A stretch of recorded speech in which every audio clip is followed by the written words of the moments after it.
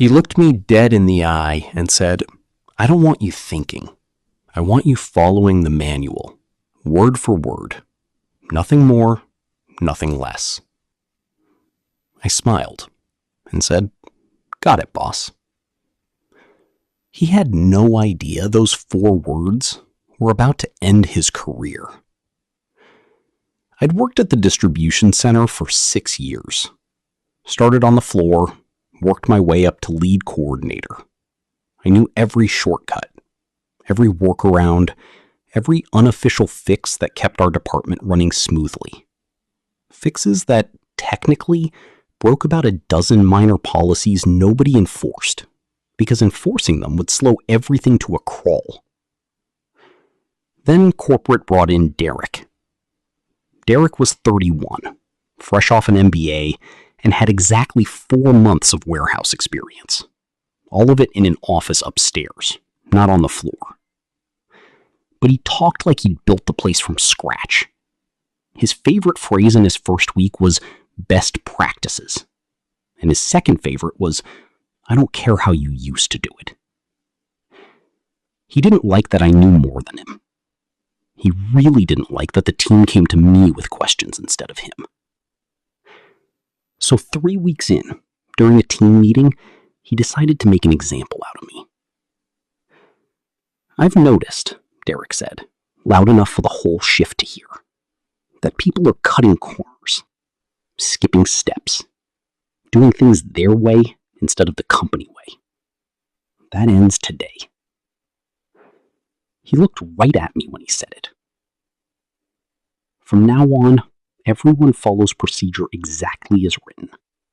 No shortcuts, no personal judgment calls, no exceptions." From now on, everyone follows procedure exactly as written. No shortcuts, no personal judgment calls, no exceptions. If it's not in the manual, you don't do it. If it is in the manual, you do it exactly like it says. Every step, every time. I asked one question. "Even the small stuff? Like the staging procedure?" "Every single step," he said. "I want this place running like a Swiss watch, not like the Wild West you've all been running it like." I said, "Okay, you got it."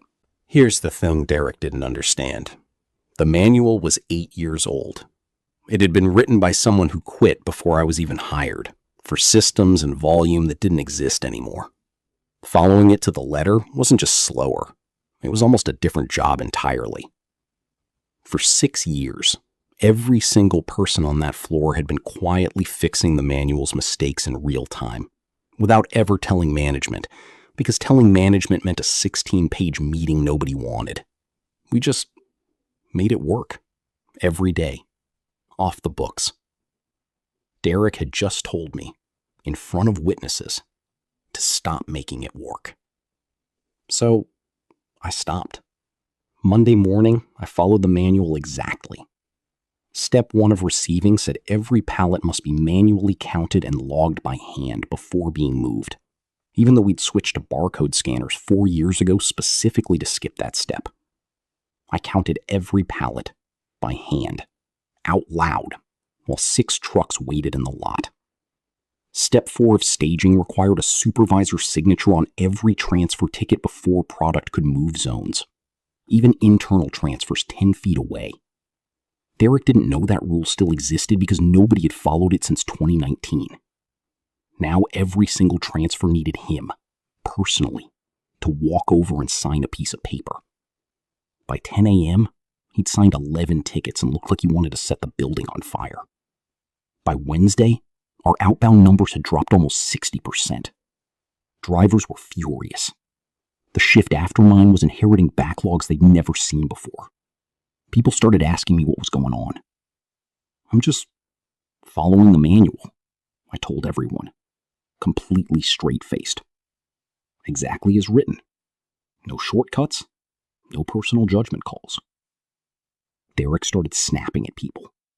He tried to quietly tell a few of us to use common sense again. But he'd said it in front of the whole team that there were no exceptions, and I made sure very politely, to remind him of that in front of the same people. You said no exceptions, boss. I don't want to get in trouble for cutting corners again.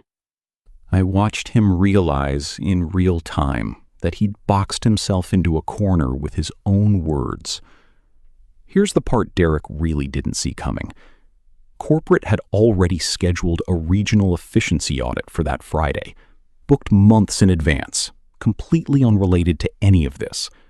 A senior operations director was flying in specifically to review our facility's numbers and identify best practices to roll out company-wide. Derek found out on Tuesday. He turned white. He spent 2 days quietly trying to backpedal, telling people to use your best judgment again. But it was too late. The damage from 3 days of strict, literal compliance was already baked into that week's numbers, and numbers don't lie to auditors. Friday morning, the director walked the floor with a tablet, pulling up the week's metrics in real time. Throughput down 60%. Average pallet processing time nearly tripled. A pile of paper transfer tickets sitting on Derek's desk that, when she asked about them, he had no good explanation for. She asked him directly, "Why are you manually signing internal transfers? We haven't required that since the barcode rollout." Derek looked at me. I looked back at him with the most innocent face I have ever made in my life. "The manual says all transfers require supervisor sign-off," I said. "We were told no exceptions to procedure this week, so we followed procedure." The director turned to him. "You told them to follow an outdated manual to the letter? During a week you knew an efficiency audit was coming?" He did not know that was coming. That was the best part. I'm not going to pretend I know exactly what was said in that office afterward, because I wasn't in the room. But I know what happened after. By Monday, Derek wasn't on the schedule. HR sent an email saying he was no longer with the company, effective immediately. No detail. Didn't need it.